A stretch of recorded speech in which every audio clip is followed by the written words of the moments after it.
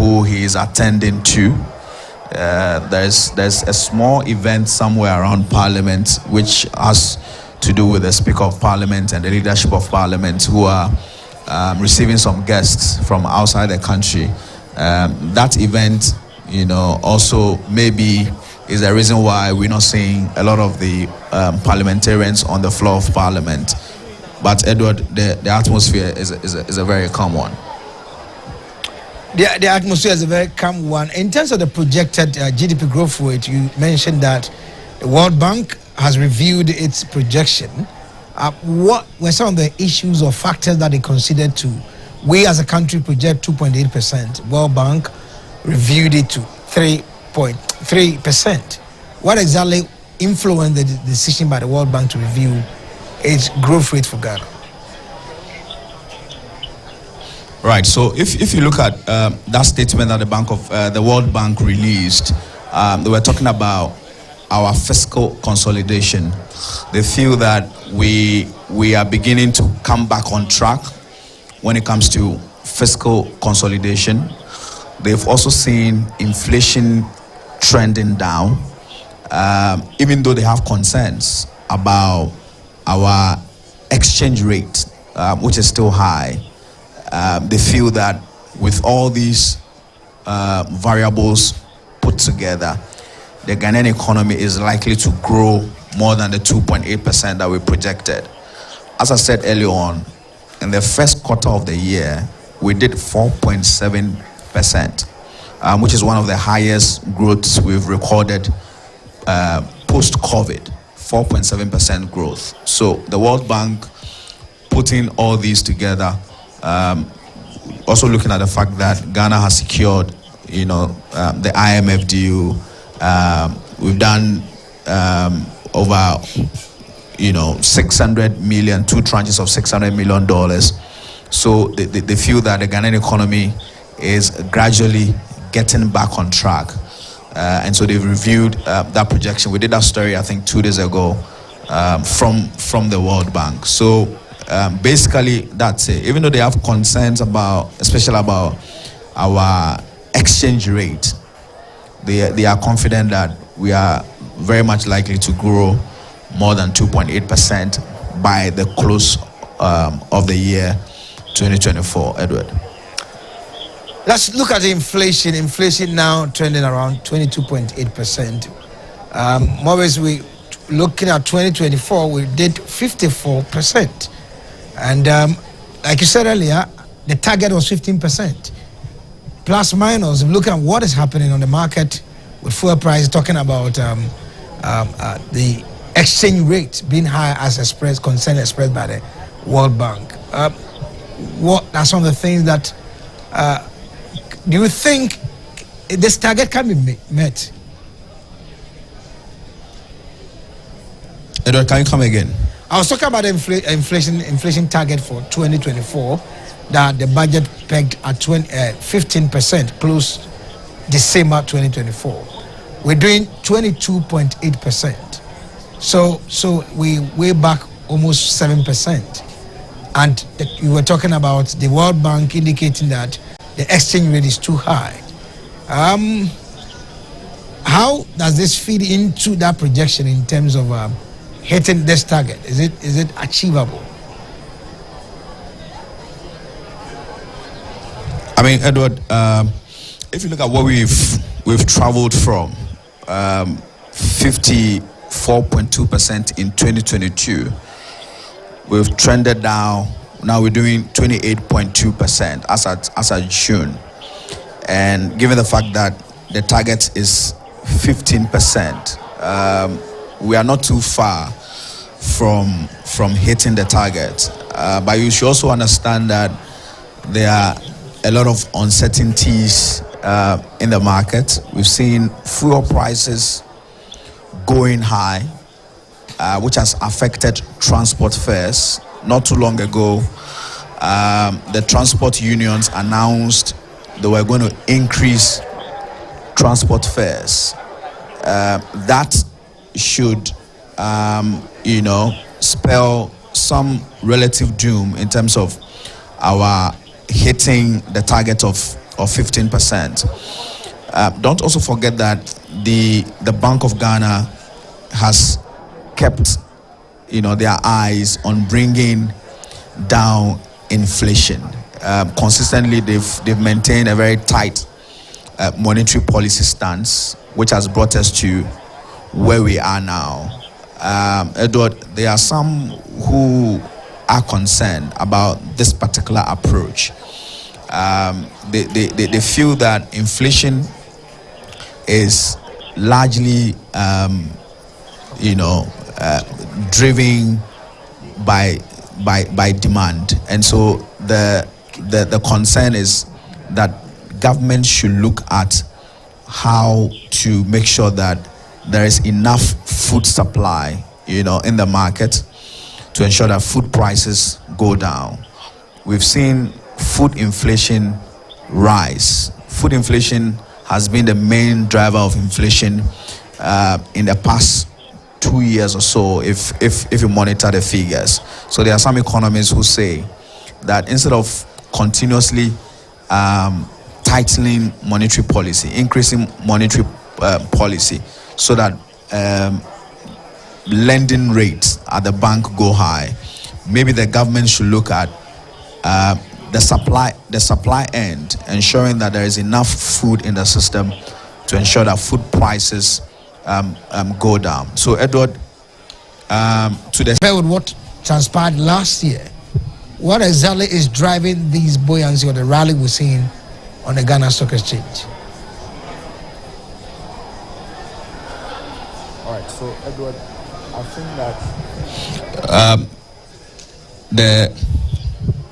the Ghana Stock Exchange hit 90 billion Ghana cedis in terms of market capitalization for the first time. That was in July. On July 18, the Ghana Stock Exchange hit 90 billion Ghana cedis with a 34% return on investment to those who have shares or stocks on the Ghana Stock Exchange. I mean, what is happening really, Edward, is the Ghana Stock Exchange is becoming a safe haven for investment. We saw what happened to for investment. We saw what happened to the banking sector. We've seen the debt exchange program, where a lot of people who had investment in terms of bonds lost a lot of money, and so people are now looking for safe havens where they can still invest and be secure. And the Ghana Stock Exchange, for that matter, stock exchanges, around this particular time, appear to be a safer place that people are now beginning to put their monies in. So we see that substantial growth, 34.2% in terms of return on investment on those who have shares on the Ghana Stock Exchange is significant. I mean, there were years when we did negative in terms of returns. So, Edward, I think that basically people are beginning to move their investment to the Ghana Stock Exchange because they do not really trust what's going to happen to their funds when they do government bonds, when they do treasury bills. Even though treasury bills also provide some relative safety, they are beginning to push their funds onto the Ghana Stock Exchange. The Ghana Stock Exchange itself is beginning to also provide a lot of avenues where people can invest. I mean, they've launched a lot of initiatives to ensure that it becomes easier for anyone who wants to invest on the Ghana Stock Exchange to do so. So, Edward, I think that basically that's it. And sometimes it gets confusing to see how the Ghana Stock Exchange is growing and the Ghanaian economy is struggling, because most of the times the stock exchange is a reflection of what's happening in the Ghanaian economy or whichever economy it is. So that conundrum of the Ghana Stock Exchange growing whilst the Ghanaian economy appears to be struggling, is what baffles a lot of people, Edward. Wow. So still, we've not. It's past almost 1:30 now, and we've not had any inkling about when the finance minister will walk into the house. I mean, to the chamber itself. Chamber. No. I mean, yes. I mean, the situation remains the same. The situation remains the same. MPs on the majority side, some of them are on the floor, but we've not seen any MP from the minority side, coming to take their seats. We don't have any information whatsoever as to when the finance minister will come and present the budget. So, Edward, nothing really has changed since the last time I painted a picture of what's happening in Parliament. Well, with this, we heard about 11,000 jobs likely to be created from the security agency's perspective, and do you expect to hear more from the finance minister with regards to recruiting these hands to beef up the security agencies and also reduce unemployment in the country? I mean, certainly so. I think a couple of days ago, the finance ministry, for that matter, government launched a new SME initiative. It's supposed to provide some funding and technical assistance to our many struggling small and medium-scale enterprises to be able to increase their turnover and also employ some other people. So certainly the finance minister is going to be talking about the government's job creation drive. You spoke about the securities sector. So a combination of that, the finance minister is supposed to be telling us how many more jobs the government expects to create from now to the end of December. So certainly, yes, we expect that the finance minister will tell us what they will do in terms of job creation, Edward.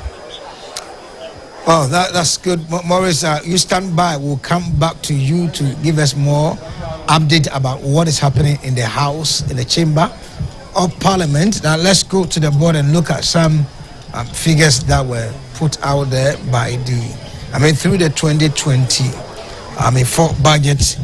If you look at it on the board, you will realize that the budget projected to do. Okay, all right. So if you look here, in year 2022, agriculture was expected to grow by 4.2%, and then 6.3% 2023, and then at the end of the year 2023, the outturn was 2.60. So it went beyond what was projected earlier. And in terms of forecast, 2024 is expected to grow. The agriculture sector is expected to grow by 3%. Industry 2022 0.9% and negative 2.0. That is a recorded negative 2.0 at the end of the year 2022. Now projected in 2023 stood at 3.9%, and this year industry is expected to grow by 3.7%. The service sector, which is a dominant sector that's leading the pack of growth in the Ghanaian economy, 2022 5.5%, and 2023 second quarter 6.30, end year it turned out to 1.7. So it wasn't there wasn't much, but 1.90 for the year 2024. Now, if you look at the growth rates, 2022 was projected, that's real GDP growth rate, 3.1%, and the target was 2.80, and 3.2% in third quarter. 2024, as we talked about earlier, 2.8%. That even the World Bank is saying that it has reviewed its projection for growth rate for the Ghanaian economy to 3.0, mainly due to the debt restructuring process that has taken place.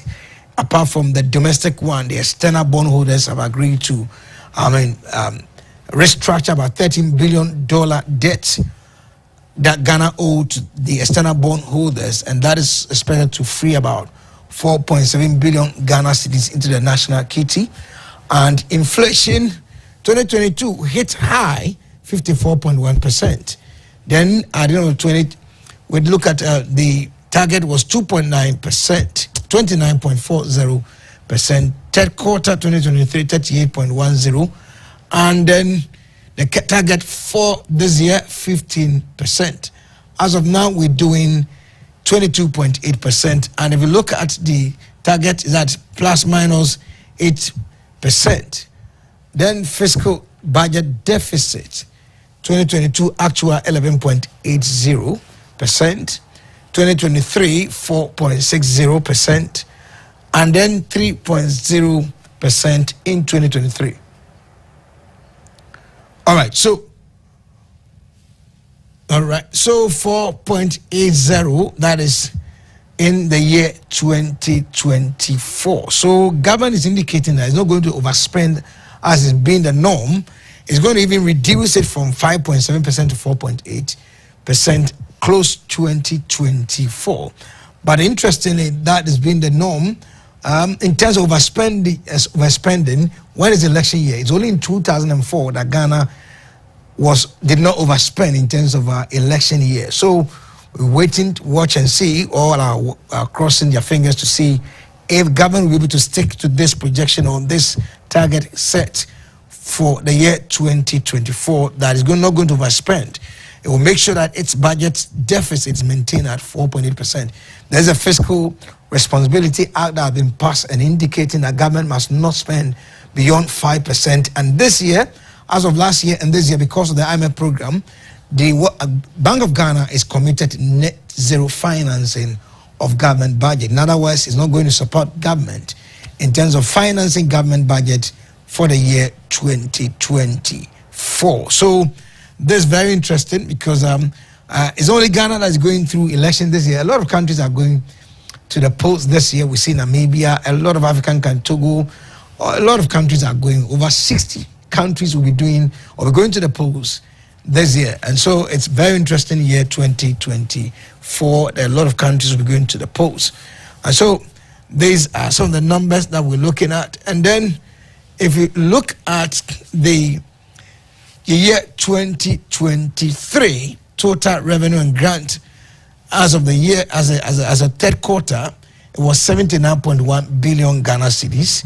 Expenditure stood at 104.6 billion Ghana cedis, and fiscal deficit, that's when you do the calculation, you realize that it's come to 25.5 billion Ghana. That is the revenue, 79, and then we overspent within the third quarter, at the end of third quarter 2023.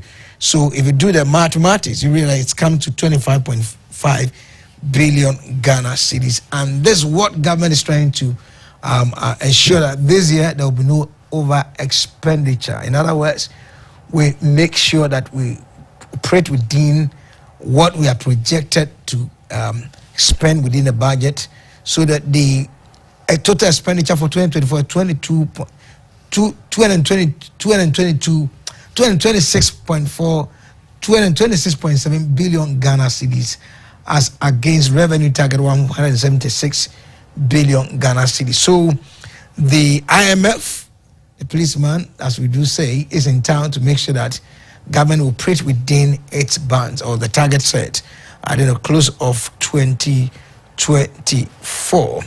So first half 2023, we did 3.2%. But this year, first half of the year, the growth rate was 4.7%. And that merely influenced the decision by the Bretton Woods institution to review their growth rate projection from 2.8% to 3%, because there are clear signs that some inflow that is coming to the country is driving growth. And so that is how come this Bretton Woods institution is trying to, review its growth rate. Now, we take a look at the budget itself. When it was presented by the then finance minister, he named it Nkonim budget because, according to him, the theme was pursuing growth and development within a stable macroeconomic environment. And this was when he presented the budget in November 2023.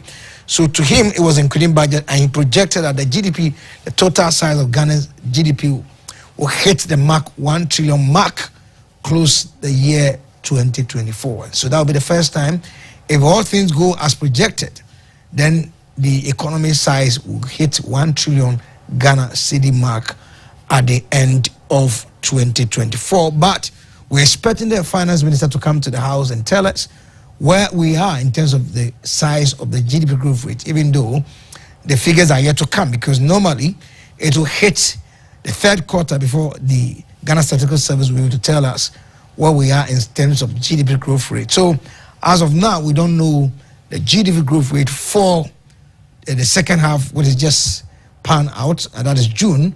So that will be available after the third quarter. So the Ghana Statistical Service will help us out in that regard. But in terms of inflation, we are still at 22.8% as of June. July is still running. So to him, the budget will prioritize key areas like domestic revenue mobilization. So the finance minister expected in the House to tell us whether this target or this priority is being, done to ensure that we ramp up domestic revenue mobilization. And that is what is happening. And if you listen to traders, they are saying that, look, things are hard and difficult because if you go to Tema Port, cost of doing business is shut up because government is taking so much from them. And that's how come into cushion traders as well. We've seen that a launch of about 8.2 billion Ghana cedi SME finances scheme to be rolled out by the finance ministry and other related ministries to ensure that this is the pressure on the traders, because this is coming. The fund is going to be pushed out there at a reduced interest rate compared with what is happening on the market. Policy rate is now around 29%. So which means that if this is done, then the traders will give a sigh of relief, but cost of expenditure, cost of doing business is still high on the market. So again, one of the target priority area was to expenditure streamlining, to make sure that government streamline its expenditure, to make sure that, yes, expenditure is going to be done, but it must be done as area that in terms of growth and returns in terms of productivity is high, so that we don't continue on the same trajectory where we over the years been expending more than what we earn, to build local capacity building, export promotion, to export more, because the more we export, the more we are able to rake in foreign exchange to ease the pressure on the local currency. If you go to the Forex Bureau as of today, it's the cedis, $1 is 15.3 cedis, 15.3 Ghana cedis. But on the interbank market is around 14.7 Ghana cedis. So it's still high. And social protection, LIP, we told in this budget, LIP has been increased, and infrastructure development. So the finance minister will tell us, where are we in terms of infrastructure development? The government in 2020 and 2021 indicated year of roads.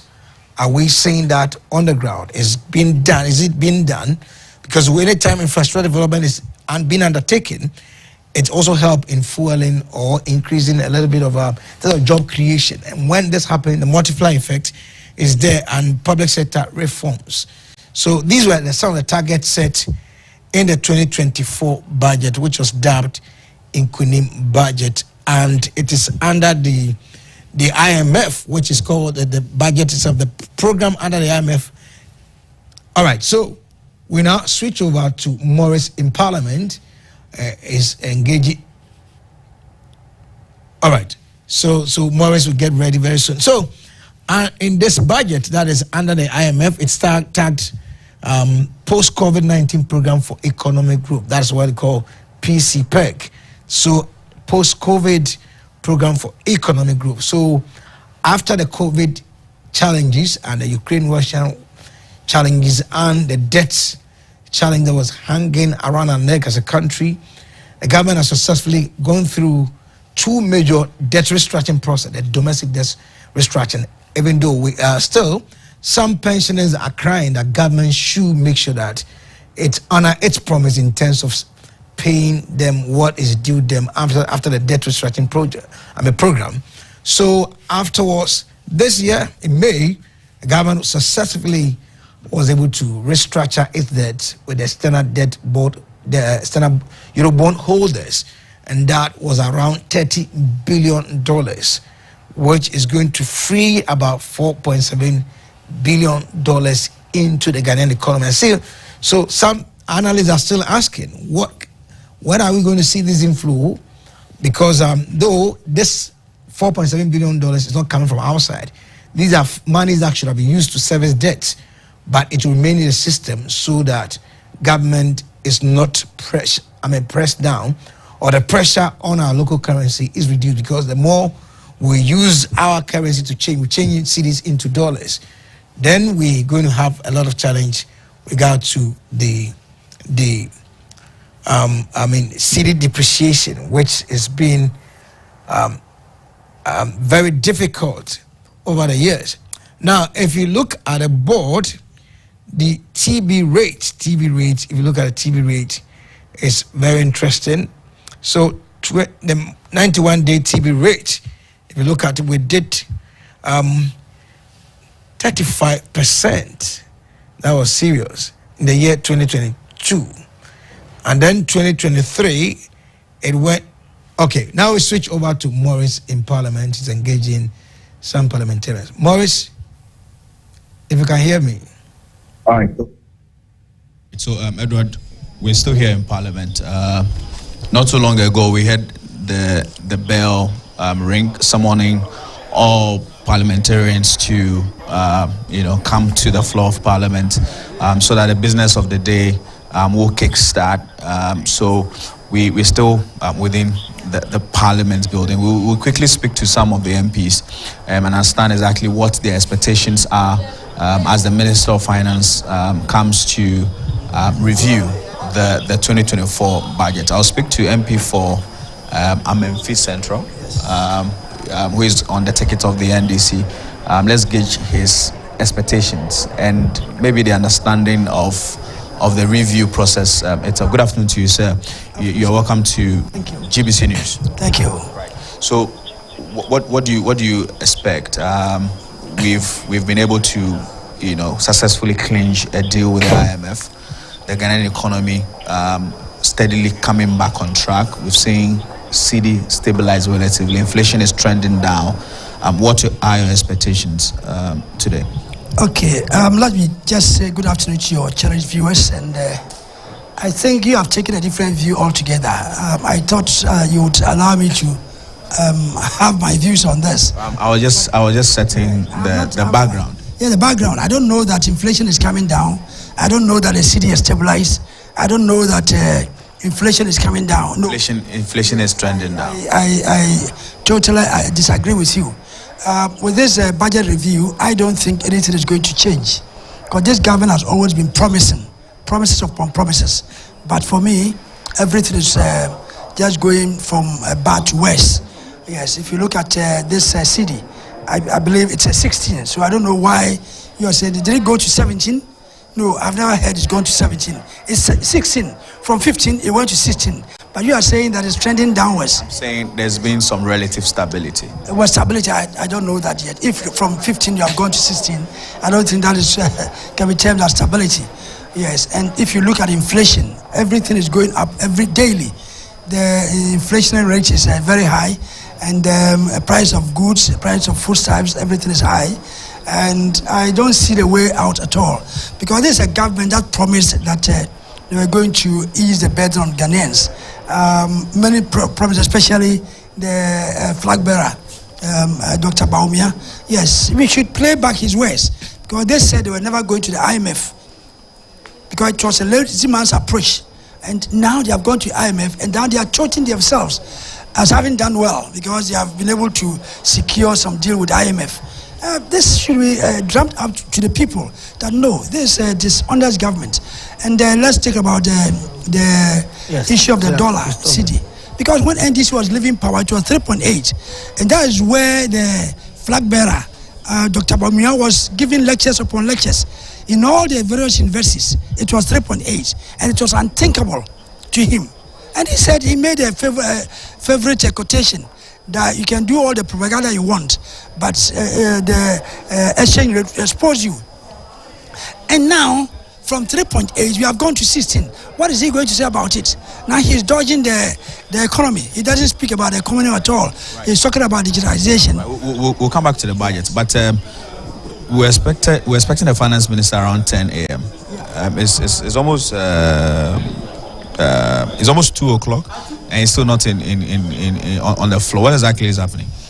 Well, I'm not aware. Our caucus, there's going to be a caucus meeting very shortly. I think it's because of you that I'm waiting. You know, our men all went there. I think when we go there, that's when they are going to tell us the reason why the sitting has delayed. And this is not common. It's not uncommon.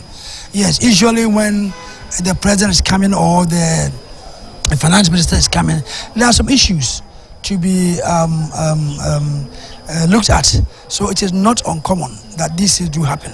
But when we go for the meeting, that's where they would disclose. We hear there is a demand for the District Assembly Common Fund payment. Is that the case? Well, if that is the demand, as I said, we are now going for a meeting, and the leadership will tell us why we have delayed. But if it is so, I think it's a genuine demand, because people are going to elections and they need a common fund to be able to satisfy their constituencies.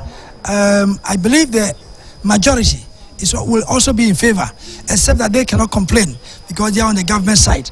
But I think it's a genuine demand. If that is what is delaying, then I think they must do something. The finance minister should have known that whenever you come here, people will demand, because the common fund is in arrears. Several months, we don't know. The other sanitary payments are all in arrears. So sometimes these things are good to force the government not to waste the money, because they waste the money on certain things. Just last week or this week, it came out that the finance minister, few days before he left, signed a deal of $34 million for the repair of these ambulances. I mean, why do you waste the nation's money like this? You waste the money. And then these payments are very crucial, very important for their communities, because when you pay the MP's Common Fund, they can then satisfy their constituencies, where if somebody is sick, you can help. Right. If somebody is, you can do. So if they are demanding that, I think it's a genuine. Before I let you go, are you expecting any new taxes in this budget? Oh, of course. Taxes will be imposed on the people, because this government will never read any budget without increasing taxes. So it's their trend.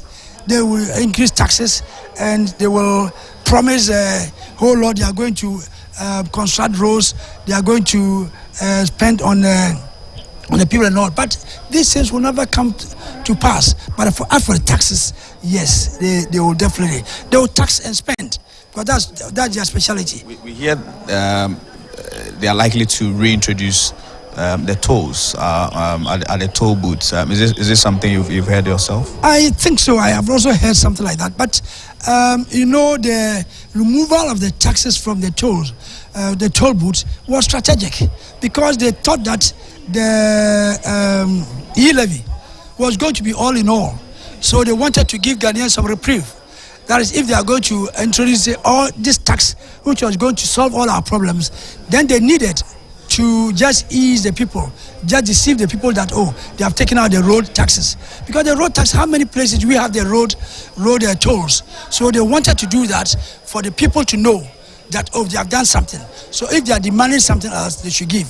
So I think after the yield levy not living up to expectation, after the same problem being there, they just want to reintroduce the road taxes. but they find it very difficult to bring them up. But I'm very sure that they have hinted already. So by all means, it will come up. So are you going to do the caucus meeting before you come back to the floor, or?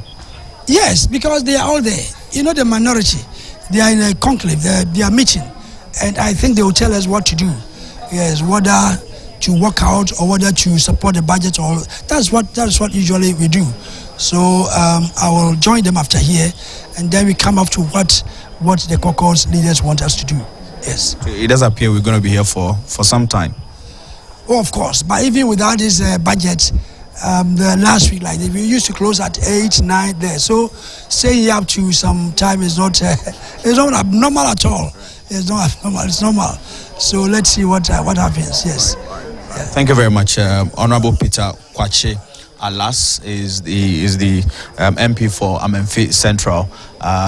So he's going to join that caucus meeting by the minority side before they come to the floor of Parliament. Let's quickly speak to former Minister for Information and Minister for Works and Housing, Honorable Opong Nkrumah. Let's understand exactly what his expectations are relative to this mid-year budget review. Good afternoon to you, sir. Welcome to GTV. I'm fine. Right, so there's been a delay. What exactly is the problem? Mixed signals, but what we know for a fact is that the minority is not in the chamber, the speaker is not in his seat. We are ready. The Minister of Finance and his team are here. We do understand that they're having a few caucus meetings, and that when they are done, they will join us. So we're here. The delay is just too long. From 10, we're hitting 2 p.m. already. True, very, very long. But whatever it is that is delaying them, it's in more space so that we could invest more resources into the productive sectors, or the more productive sectors of the economy. I think we've been successful in renegotiating the old structure of our debts. The Finance Ministry has announced that already. And now, at the middle of this year, 2 things.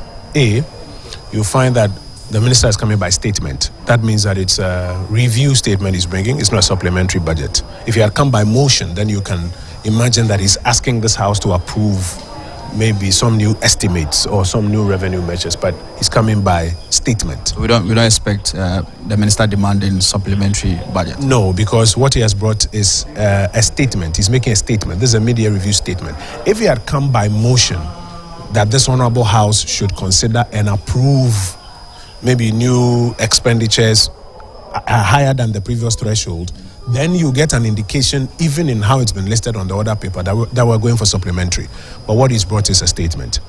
Number 2 is the fact that the PFM says that at this time of the year, he should provide an update of how the economy itself has performed, how the fiscal framework has performed, how debt management has performed, how monetary policy has performed, how the rail sectors have performed. The expectation is that he will therefore be giving an account of all of these areas and how they have performed. And then, because this is half year, heading to the end of the year, I vehemently know that he will outline some priorities between now and the end of the year. Maybe 3 to 5 priorities that he will be focusing on between now and the end of the year to try and stimulate as much growth as he can. We expect that he will be outlining those ones as well. Do we expect some revision of the targets? So inflation, for instance, 15%. We're now doing around 28.2%. Is it likely to review that particular target upward? I can't speak to which specific targets or thresholds he may be reviewing, but it will not be a surprise to hear that he is reviewing some numbers downwards, maybe even the initial appropriation or expenditure thresholds. He could review it downwards. If you look at inflation, are we likely to do the 15% target in the 2024 budget? That is a target for the end of the year. We are waiting his delivery. If he's of the view that, looking at the performance so far, we can do better than 15%, I'm sure he will outline that. As at now, I don't have any indication to that effect. Are we expecting some new taxes? I am not sure he's going to introduce any new taxes. He's been to cabinet. I think I can tell you he's been to cabinet. He's presented it to cabinet already. I didn't see any indication of new taxes in there, so I don't expect any. And we also hear there's going to be the reintroduction of the toll. Is that a possibility? Yes, I think that is a matter that has already been mentioned. The flag bearer of the New Patriotic Party mentioned that these road tolls should be reconsidered. Already the Minister for Roads has received cabinet approval to start the process of reintroducing these tolls. So I don't think that it means immediately those tolls are going to be reintroduced. Senior saying, I don't think that immediately these tolls are going to be reintroduced. I think that they're going to give an indication of a roadmap for the reintroduction at some point. Finally, we are in an election year. What do you think the expenditure strategy is going to look like so we don't overspend in this particular year? I mean, I think the whole concept of government overspending in election years is a terrible thing. It's not money that wins elections. It's the belief of the public in your ability to govern. So this whole practice where governments overspend in election years in itself is a terrible thing. And we are committed not to do that. In addition to that, we have signed up to a fund program which goes through regular reviews. And so even if ordinarily you were left on your own and you would have misspent or overspent, you have an additional layer of supervision, more or less, that ensures that you don't do that. So I am hopeful that we'll do the right thing, not because even of the fund and its reviews, but because it is the wise thing to do. Finally, before you go, I think today the president launched the housing project for the police service. Are you able to tell us exactly what you've been doing at the ministry in terms of providing more housing facilities for the Ghanaian people since you took over? So today what the president commissioned was 320 homes for the police service. It's part of our security services housing project. That brings to 1,000 the number of homes that he's given to the security services since 2017. He did one at the Tema Naval Base. He did another 300 and something at Kwabenya. And today he's done another 320. Put it together, it's 1,000. Already, he's done 1,700 in Pung through TDC. He's done about 822 through State Housing. He's done about 400 through the National Home Ownership Fund in Tema. And now, work is ongoing on new ones. 200 at Amrahia with State Housing Company. Another, I think, 200 phase 2 in Kwabenya. Another 800 that we're about to start work on in Pung. So there are a number of housing units that the president has been delivering for the security services, and then now moving into the general public as well. Thank you very much. Honorable Kojo Oppong-Nkrumah is the Minister for Works and Housing, former Minister for Information. He has told us categorically that there is no expectation of the introduction of new taxes in this particular budget, because it's going to be a statement that the Finance Minister will be making. Let's quickly speak to Honorable Murtala, who is being around since morning, talking to the media and what have you. Good afternoon to you, sir. So there's been a hold-up. We hear that there's some form of talks between the leadership of Parliament and the Finance Minister. Exactly what's the bone of contention? Is it the leadership of our side who have indicated to you that there's a that's what we hear? The Finance Minister was not in the house. He has just come. Contrary to the view that was held that we're having some bargaining, no. The Finance Minister was supposed to be here. I was the first person to come to this Parliament and this chamber today. And when I entered, there wasn't anybody. And if you observed, a lot of the NDC members of Parliament who were here, you had just few of our colleagues from the MPP who were there. But we're sitting here, we could not have been sitting in the chamber when things were not ready. Now that the Minister himself had just arrived, then we are getting in. I think that the Minister himself is not encouraged, is not enthused about this, mid-year budget. After all, there's nothing to read. In fact, truly speaking, what is he coming to tell the people of this country? Are you going to sit through when he finally is? Yes, we are going to sit through. And you realize that our colleagues are getting into the chamber. Now that the Minister for Finance has arrived in Parliament, we certainly will be sitting through here. But there's also a conversation about the District Assembly Common Fund. I think that was just a rumor. We spoke to one of your colleagues who actually confirmed that there's a discussion with the finance. When there are such stories, people would conclude on that. I have had some conversations with our leadership. Anytime there is a budget or a mid-year budget to be read, the minister comes, he has to sit with leadership. And if there are certain issues they need to iron out before but to say that we were not in the chamber because we were making some demands from the Minister for Finance, I really don't think that is true, because I didn't have that understanding. I came very early, went in there and registered. And some of my colleagues who came, Honorable Haruna Iddrisu was here since morning. He also came in there and then registered. What is important is that we stay true. But frankly speaking, I don't think that there is anything meaningful anybody is expecting from this media budget. If you are expecting something positive, tell me. I mean, usually media budgets are review, is a review of the previous year's budget. A review, and also to make amends of certain things that could not. I'm saying that the euphoria that characterized media budgets, you haven't seen it. This one, I mean, in the past, you have been reporting here. The euphoria that characterized media budget is completely missing in this instance. Because frankly speaking, Ghanaians are completely disillusioned. There is nothing possible. What is this government going to tell us? I expect the Minister for Finance to start by apologizing to the people of this country for and on behalf of himself, for and on behalf of his former minister, for and on behalf of Dr. Bawumia, who is the chairman of the economic management team, who has messed up and run down the economy of this country, and for and on behalf of the most corrupt president ever in our history, President Nana Addo. So I don't expect him to say anything. You don't even want to give them some credit for moving inflation down from 54.2% in 2022 down. Who took it to 54? They took it. You see, if you tell me that they move inflation below 15%, as they took it under the NDC, I'll give them credit. But for them, they took it to 54, and now they have moved it to 22, and you think I should give them credit? Should I give them credit for the fact that the gallon of petrol was 14 cedis under the NDC, and now a liter of petrol is sold at 15 cedis? Should I give them credit for the fact that cedi to the dollar was a little below 4 cedis, is now 16 cedis? Should I give them credit to the fact that debt to GDP was a little over 60%, over 100% now? Should I give them credit to the fact that they took unemployment from 8.4% to 14.7%? Yet Dr. Bawumia will look into our miserable faces and lied that they have managed the economy better than the NDC did, and that they have indeed done well in terms of job creation and reduce. Hold on. He said that they have performed better in terms of reducing unemployment, when he knows that the Statistical Service own data in 2016 they took over unemployment 8.4%, and today he himself, per the budget statement which was presented and the Statistical Service information, unemployment is 14.7%. Dr. Bawumia will lie to the people of this. And you, the media, you don't question him. He made that statement in the presence of the media, and nobody questioned him.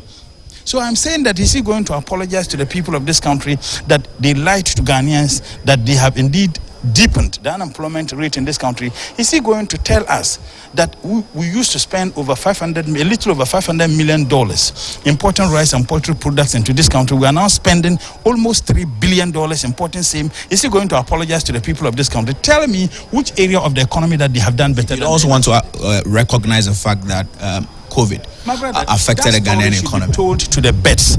Ghana was not the only country which was affected by COVID. Ivory Coast, Benin, Togo, Burkina, Senegal, none of our neighbors, our neighbors in West Africa sub-region went to the IMF for $3 billion loan in the name of COVID. None of them went to the World Bank for about $1 billion in the name of COVID. None of them got over 600 million euro from the European Union. None of them dipped their hands into their central bank to remove billions of cedis in the name of COVID, dipped their hands into the Heritage Fund, Infrastructure Development Fund.